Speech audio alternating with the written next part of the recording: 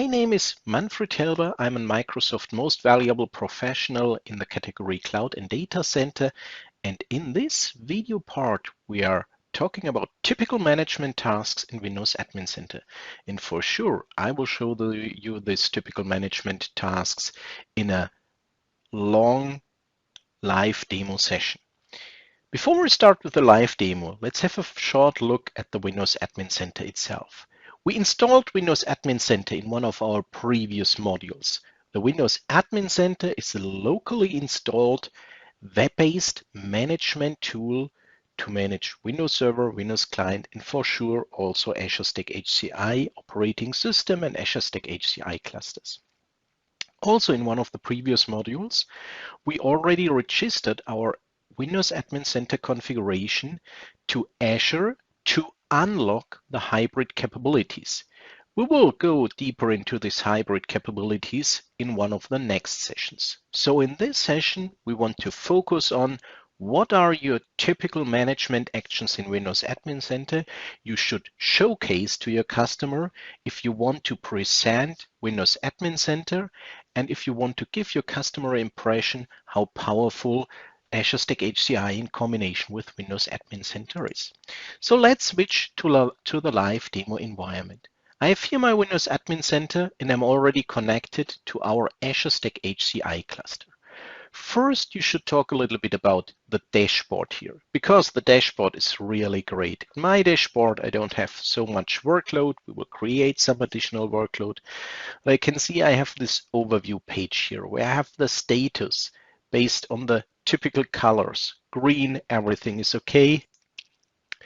Yellow, there's a warning I should care about. And red, I have an error, I should immediately react. I can see here the servers, the drives, the Azure connectivity, the virtual machines. Actually, no virtual machine in workload is there. And also the load in the cluster. And the great thing is that we have some history information here. So I can switch from the hour to the day, to the week, to the month. And depending how long your cluster already exists, you will see you have some historical data there. Why do we have this historical data? We don't have any additional monitoring solution, but when you go to the volumes, you will see there's one volume already there. This is the cluster performance history. Remember, we created the volume 01 in one of the previous live demos. The cluster performance history was already present when we created or after creating the Azure Stack HCI cluster. The cluster performance history is a volume with about 20 gigabytes of capacity where information about the cluster is stored.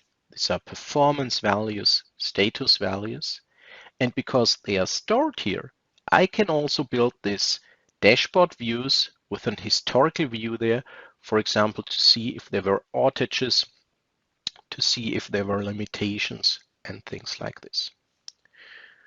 What's important to explain, I think so, is to explain that our Azure Stack HCI cluster contains 2 or more nodes. We can see detailed information about the nodes, and every section here supports a drill down. So I can select one of the servers and drill down to the detail level with the information about the server. I can see I have the Azure Stack HCI operating system on it. I have the version 21H2. I have the OS build, the number of cores, the memory. Keep in mind, these are virtual machines I'm using for my Azure Stack HCI cluster. In a production environment, you will use physical machines with additional CPU cores, with additional memory to place more workload on it. I can restart this node, I can shut down the node, I can manage the node, I can pause the node, and I also could remove it. This is not a good idea in the 2-node configuration because then I will have only 1 node remaining. But if I have a huge cluster, I can not only scale out, I can also scale in if I have unused capacity in there. In my servers, I have drives. These drives are used to provide the redundant storage across the servers. Here, when we select or sort by the servers, we can see we have 2 drives in the first server, 4 drives in the first server, and we have 4 drives in the second server. Additionally, we have the operating system drives. This is a minimum configuration for Azure Stack HCI. For the storage spaces direct software-defined storage. The size of the drives can vary, but we need minimum 4 capacity drives here. When we have a look at the summary, it's a very good page to explain how storage spaces direct in Azure Stack HCI consumes this capacity. Because actually we can see we have a very small part in use and we have a lot of available capacity. So let's check to create a new volume. When we create new volumes in this 2-node configuration, I have several choices in creating the new volumes. First of all, I can choose a name. I can choose between two-way mirror and nested two-way mirror, where we have mirroring inside the mirror, and we can choose for mirror accelerated parity, where we have a parity configuration within the mirror that is distributed across the servers. I will choose for the nested two-way mirror. This is my recommendation for a 2-node configuration. A 3-node configuration, we have the 3-way mirror and so on. Let's create a size of 500 gigabytes here, and let's check some options. We can choose between fixed and thin provisioning. This is an exclusive feature of Azure Stack HCI. We can add an integrity checksum. We could use the encryption. We could also use data deduplication if it's enabled on the servers. Let's create the volume. We can see we have here a task added. So via this notification symbol here, we can see what's happening actually. Actually, we have creating the volume. The volume is created. It has not finished this task here. So actually is in creation, this new volume. Now it's successfully created. Now we can wait a while, or we can use the refresh button to see this new volume. Let's check out the new volume 02. Here we can see I can turn on the deduplication I mentioned.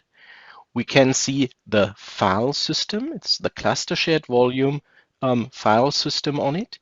And we can see that we have the provisioning type fixed. And we have the configuration for this volume with a nested two-way mirror. And this means we have a capacity, a size of 500 gigabytes for this nested two-way mirror. And we have a footprint for about 2 terabytes because we have the mirroring that distributes the extents across the servers. And then we have the second mirroring that that creates the local copy.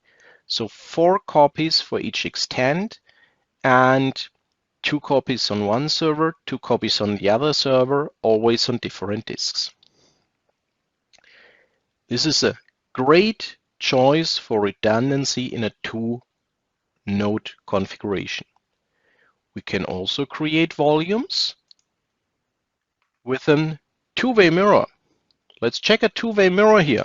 Also 500 gigabytes, volume 3, now not nested 2-way mirror, but 2-way mirror. Let's create this volume 3.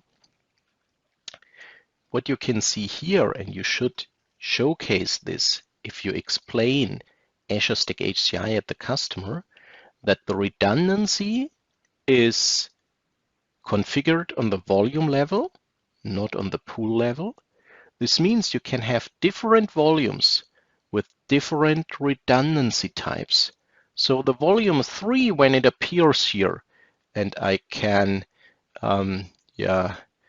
support this in clicking refresh, and we can see I have 2 volumes with nested 2-way mirror, and I have 1 volume with 2-way mirror, and I have this, let's say, system volume, the cluster performance history It's not a system volume, it's a volume for the cluster performance history data. It's also two-way mirror here. When I check the volume 3, I can see, okay, it's a size of 500 gigabytes and it is a footprint of about 1 terabyte. When I now go back to the drives, I will see, okay, now more capacity is consumed. And as more volumes I create, as more capacity will consume, I can expand volumes, I can additional volumes. And here we can see we have a reserve capacity. We discussed the reserve capacity when we were talking about hardware requirements and planning for Azure Stack HCI solutions in our previous modules. So we have two different modules. If you want to get more information about this reserve capacity, you should review these two modules about the hardware requirements and the planning for the Azure Stack HCI solutions.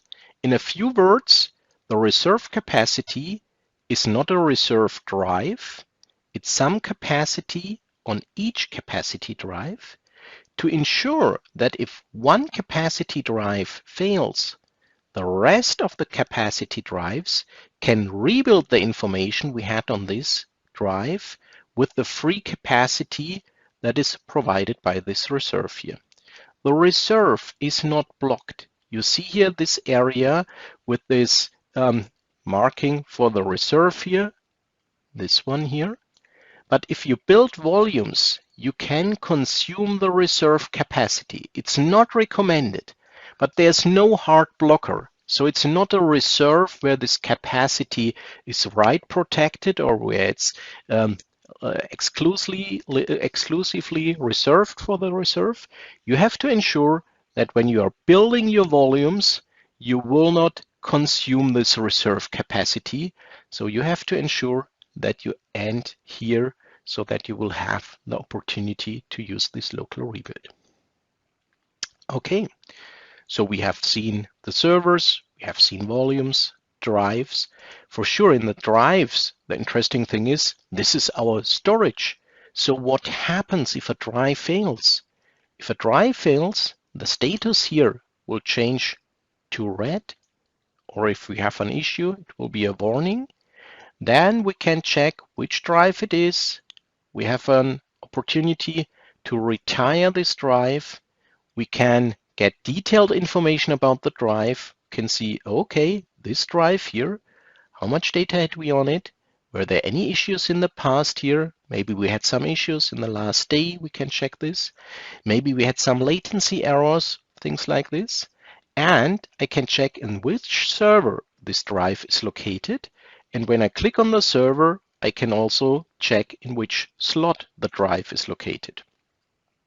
So here also for disk drive failures, so the typical question you will receive, this information will be provided in the Windows Admin Center. So we have a new cluster. It was newly deployed in one of the previous modules. We have still some remaining initial configuration tasks. We cared about the volumes, about the drives, the servers. We should go to the settings to find out what we have or what we can configure there. In the settings, we have the storage, the in-memory cache. We have the storage spaces and pools. Here it's important when the page is loaded.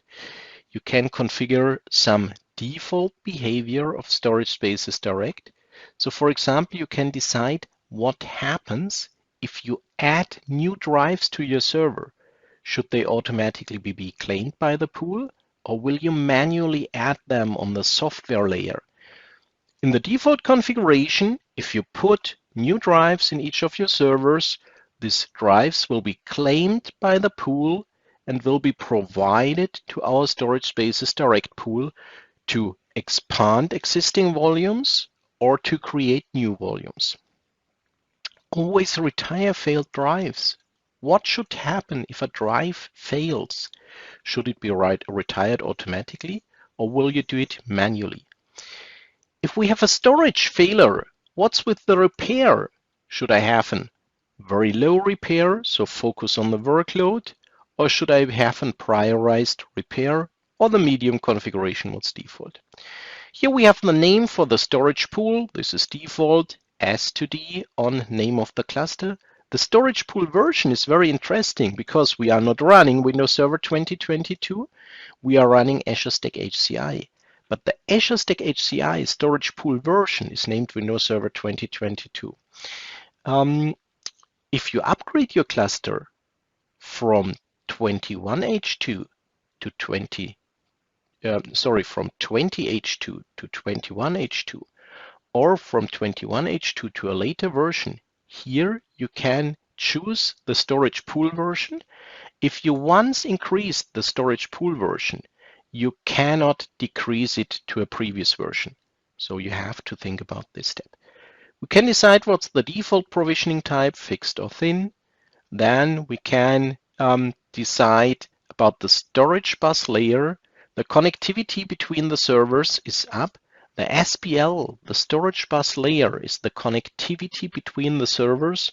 We discussed this when we were talking about the hardware requirements and the network requirements. Cache state. Do we want to have a cache on or off?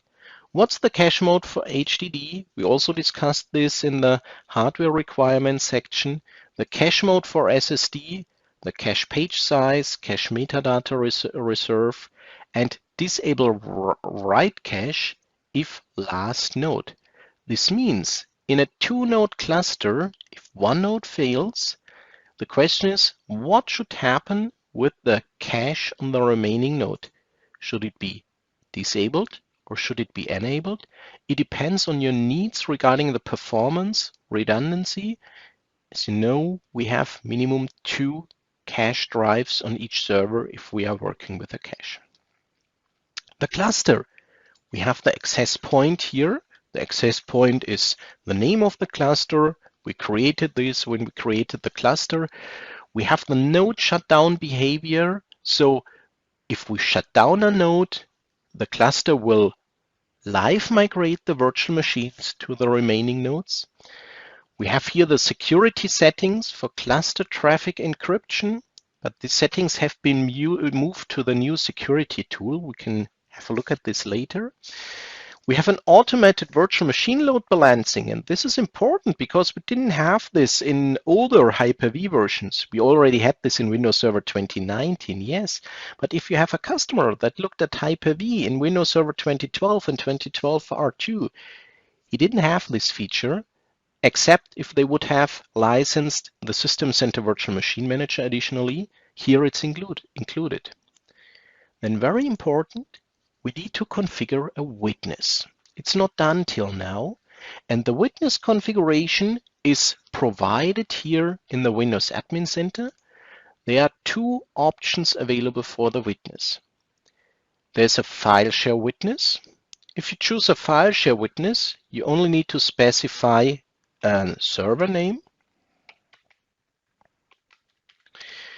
It's not node 1, it's not node 2, it's an additional server where we need a file share. I have this file share witness already on this server. Let's create this, and here we can see a witness resource state is online. Great option to use this file share witness. It's a cheap option because when we look at this server, let's go to / d101 minus dc01. Then we will see there's a file share called witness. There's a container in there, and here we have the witness information. It was very easy to configure. I prepared this file share. It's easy to create such a file share on a Windows server. The other option is to use a cloud witness. You can see we can change this. So it's not a decision forever. So let's switch to the cloud witness. The idea behind the cloud witness is that we have the witness in the Azure data center, so in an independent additional location. As we know that Azure Stack HCI is connected to Microsoft Azure, it could be a great idea to use such an Azure cloud witness. Let's create such a witness. We have a Learn More button. We get an explanation how it works. When I go to my Azure portal, I can search for storage accounts. Let's go to storage accounts. Let's create a new one. I will create a new storage account. I will create it in the Azure sponsorship. I will create it in my Azure Stack HCI resource group. The storage account name will be Azure Stack HCI Cluster 01. Oh, it's already taken. So I will take the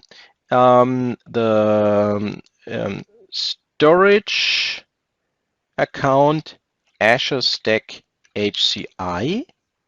So storage account Azure Stack HCI. I will choose West Europe.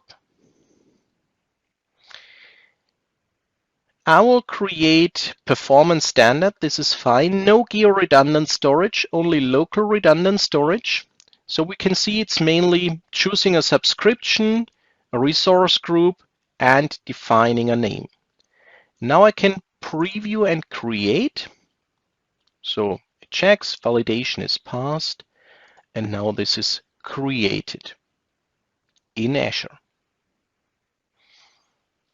Takes a few seconds till the deployment is finished. So there are services in Azure where you need more time. Such a storage account is created very fast. The deployment is in progress.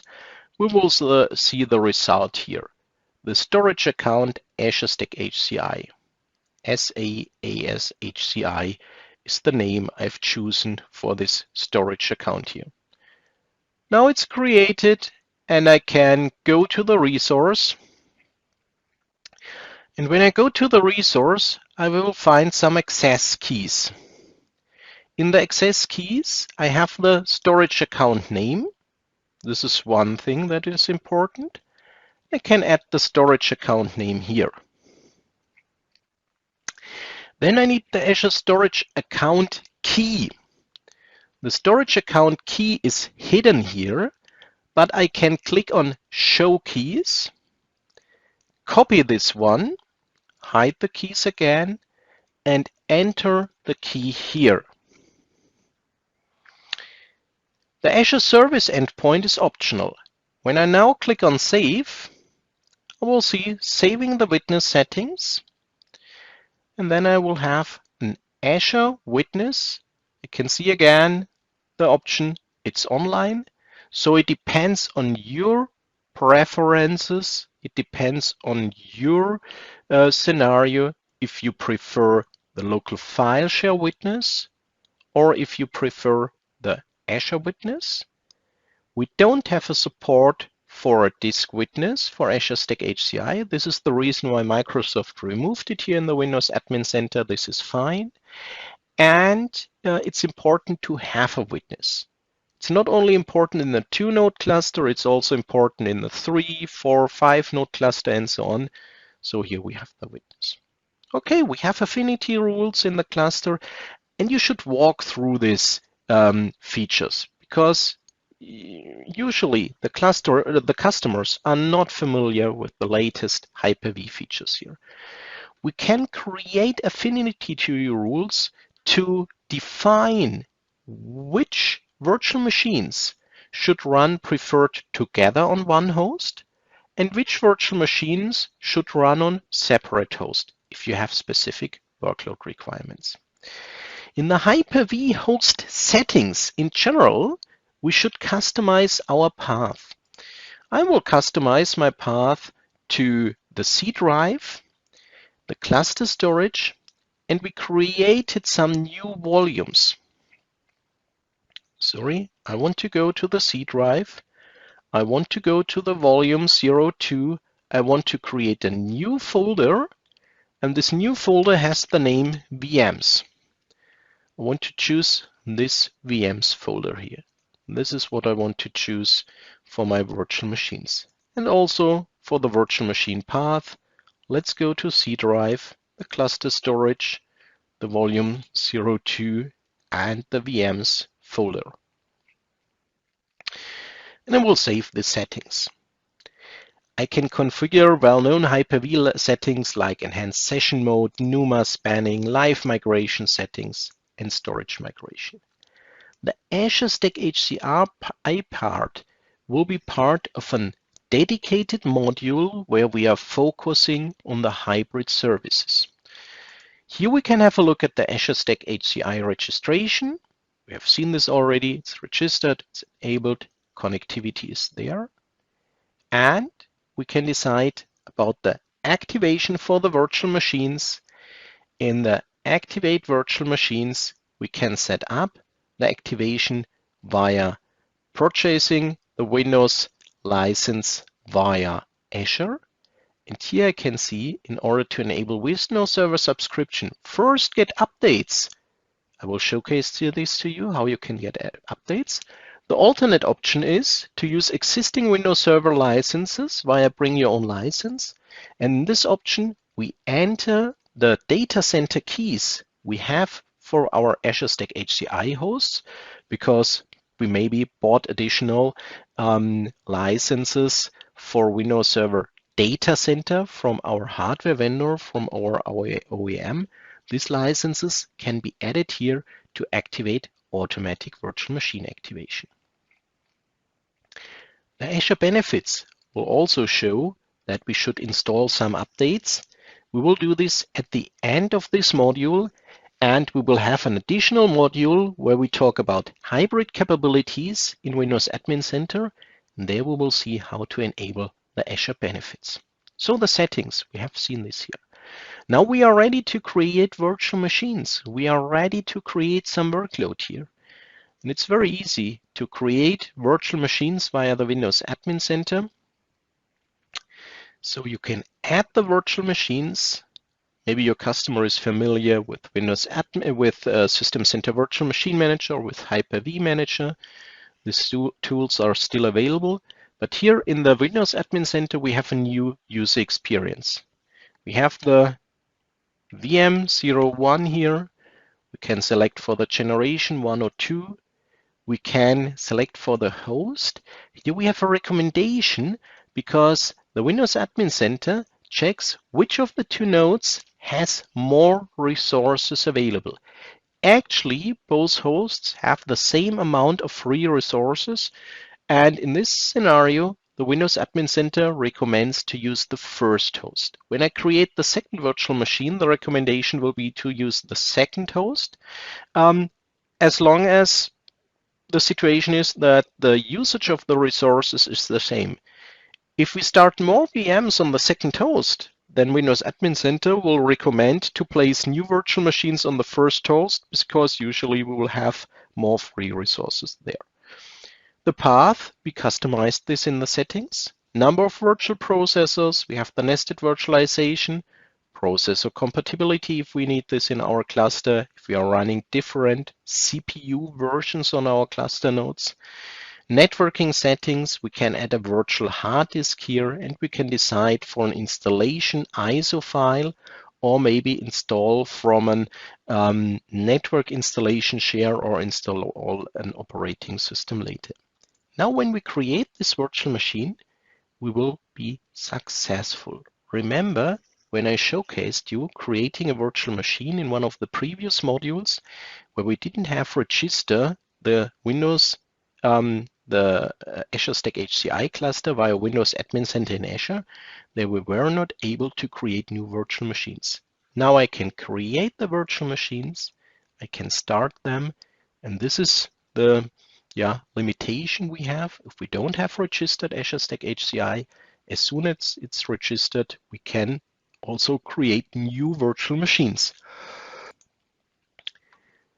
So I can edit the settings for the virtual machines, manage, and for sure I can power on the virtual machines and can start these virtual machines to bring some demo workload to the cluster. Now we have seen the dashboard. When we go back to the dashboard, now we can see, oh, there's one virtual machine running. All the volumes are healthy. We now have additional volumes. Now we can see we have more memory consumption and so on. Now we should have a look at the diagnostics. Diagnostics is a great functionality in the Windows Admin Center if we are thinking about how to act if there's any issue on this cluster. Many customers that are not so familiar with Azure Stack HCI are afraid about this. But with the diagnostics option, it's very easy to collect diagnostics information about this specific cluster. To be able to use this feature, I have first to install it. It installs the hyperconverged diagnostics tools and the networking diagnostic tools. So you don't have to look for individual diagnostic tools. It's all in this central location here. So let's install the diagnostic tools, and I will skip the time a little bit in the video because it takes a few minutes till the installation is completed here. So now the installation of the diagnostic tools finished. Now we can see we have the hyperconverged diagnostic tools installed, the network diagnostic tools. We could update the diagnostic tools here. If we would have new versions, we can see the latest available versions here. And via the collect button here, we can collect a full set of diagnostic informations where we have everything in there that a supporter would need to check our configuration and to see if we have issues there, or if we have issues, what maybe is the source of these issues. We can also decide for automatically collect this log every 24 hours. This is great if we actually have an impact on this cluster and we know we need the log every day to keep updating the support process that is running on this cluster. Let's collect once this diagnostic information. And as we can see here, collecting diagnostic information, this may take a few minutes because they are running a lot of diagnostic tools in the backend. I can see here something happens, and in the notification window, I can see, okay, it's collecting diagnostics info on the Azure Stack HCI 01 machine here. Now we have some information about the status here. The status bar is now complete here, but as you know, that is not a linear status bar in the most processes here. We only see there's something up and running. So that collecting diagnostics information is still running. To reduce the time we have to wait here, I will also jump a little bit in this video. So we will skip this waiting time here till the end where the collecting is finished and we have the diagnostic information here. So it took about 4 minutes to collect the diagnostics information here. Now I can download the zip file where everything is in there. I can open the files tool to access the file. And if I have several of this diagnostic information I created manually, or I created based on this mechanism every 24 hours, I can select a specific archive in this drop-down list here. So it's great for support scenarios.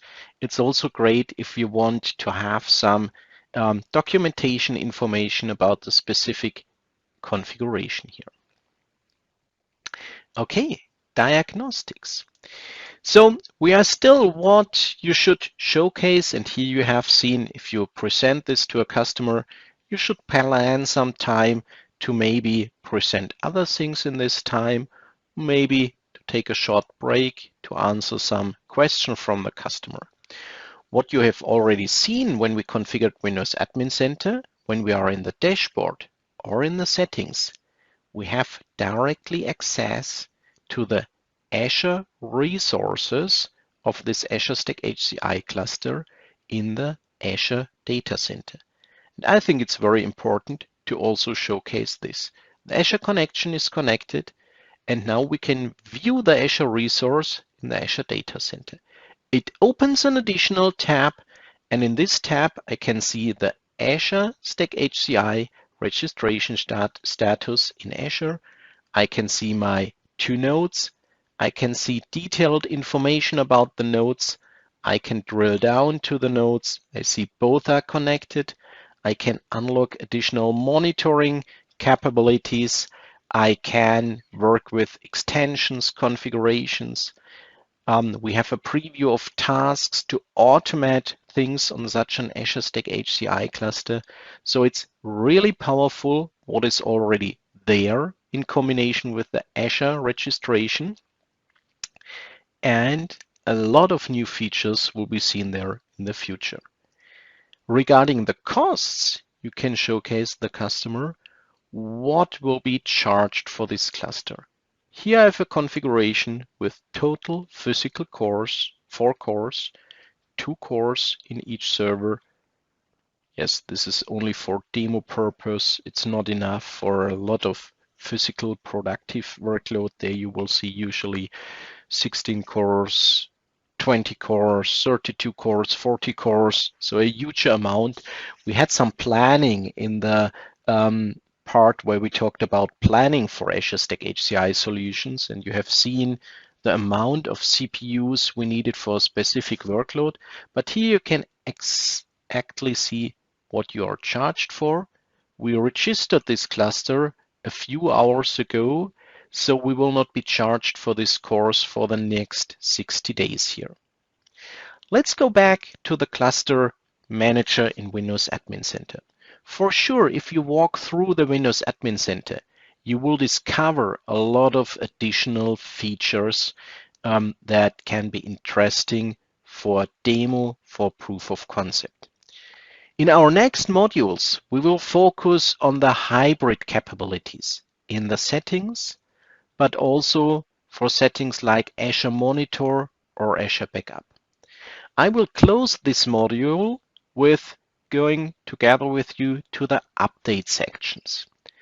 And we will start the updates for the cluster because we have seen that we have some features here like the Windows Server subscription via Azure or the Azure benefits we couldn't activate here because the cluster needs an update. So in both features, Azure benefits and Windows Server subscription via Azure were released after the release of Azure Stack HCI 21H2. But the great thing is we have an as a service concept for the Azure Stack HCI operating system.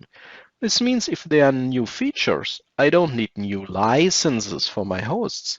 I only need to upgrade them. The new versions are offered for free, and I'm using the update functionality here for the first time. And this is the reason why I first have to add the cluster-aware updating role. Cluster-aware updating is a great functionality in our Azure Stack HCI cluster. The cluster-aware updating needs a few minutes to install, and it provides an automatism that patches your cluster automatically. This means it puts the first server to a maintenance mode in moving all the virtual machines to other nodes in the cluster. Then this node is updated, the node is restarted. When everything is back up and running on this node, the virtual machines are moved to this first node. The second node is updated, is restarted, it's back up and running. The workload is distributed again. This means you don't have to patch the hosts individually.